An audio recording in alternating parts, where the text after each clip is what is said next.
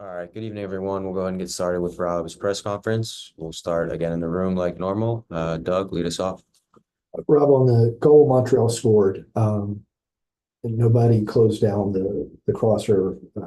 The guy at the back post was not really coming either. Is it fair to describe that as just kind of naive defending, just some of the mistakes that you're trying to eliminate? Yeah, I mean, it comes from a giveaway from our own mistake, and then as we're on the counter, um, yeah, whether at that point you just got to put out fires, and especially in transition moments. So you got two players there and one to theirs, and we don't deal with it. So it's whether it's naive or just that we talked about before the game, concentration and execution, and that's a moment where it's a lack of concentration and execution. You're missing Yakimakis, or not missing. You no longer have Yakimakis. You no longer have Almada. You've said, I'm coaching the guys that are here. But the offense tonight, no shots on goal for the first time all season, Mhm. 7 chances created. How can you get just some spark going for going forward now?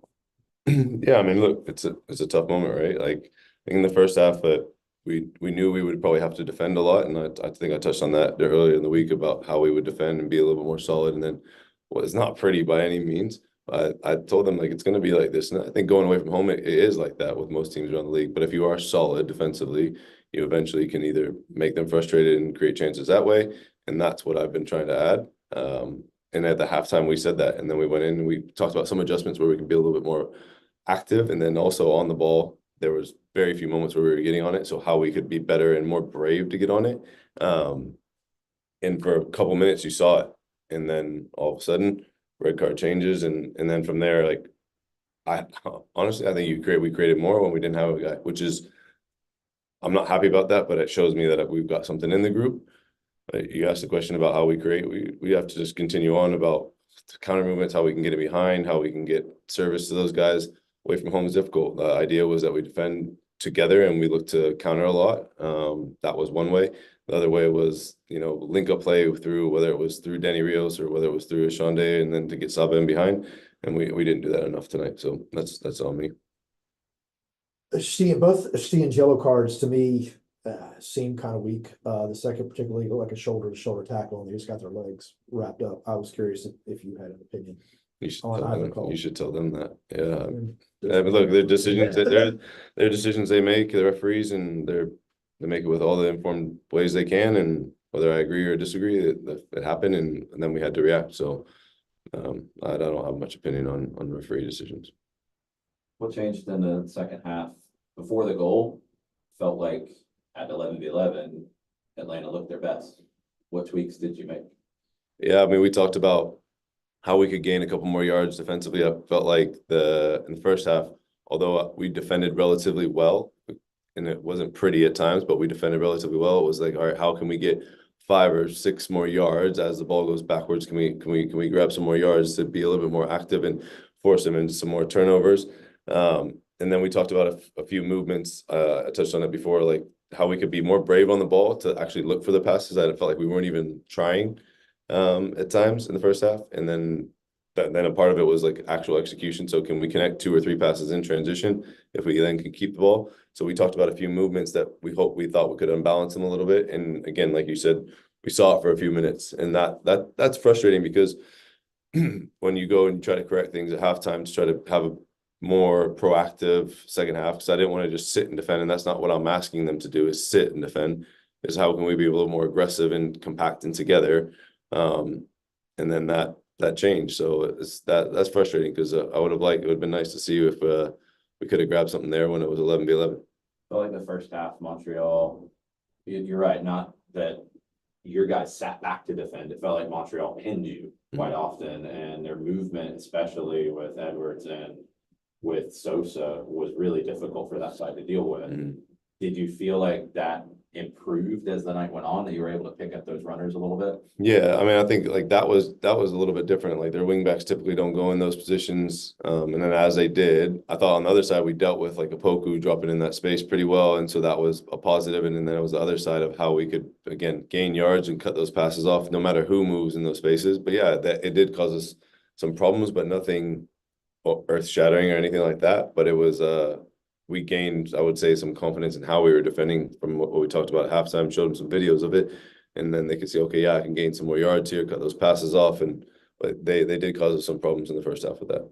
So last one for me, just personnel on Wednesday, Cobb's off to the U20s after tonight, right? Yes. And then Gregerson out, so, you know, I know it's very early days, but do you have to possibly look at changing the shape that has worked in some ways? You're like, Yeah, like I tell you guys all the time, I'm always looking at the game how we can look at that game plan, whether it's shape, personnel now. Yeah, well, I mean, I just told them in there, like, we have the group we have, and I believe in the guys that are in there, and whoever gets called upon, whatever shape it is, like, we're gonna attack that game as best we can.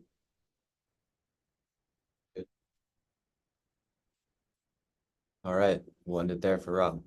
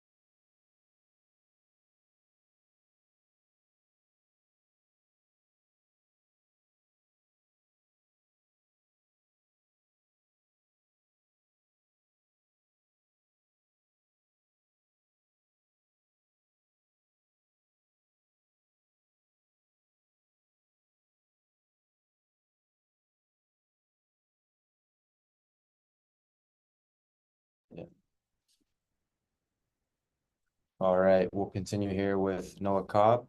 Doug, start us off. I'm just curious if the mood of the locker room right now. No shots on goal tonight, and just kind of one bad moment cost you at least a point tonight. Yeah, I mean, everyone's definitely really disappointed, myself included. Um, I mean, I think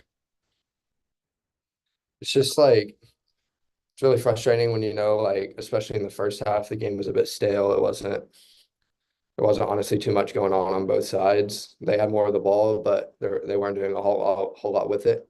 Um, and then, hand up on the goal for me. I played the bad pass and then got intercepted, but you know, just one last in concentration goal. So Um, talk about what's coming up for you. Is it, I know this is tough in this moment, yeah, but is it an exciting opportunity?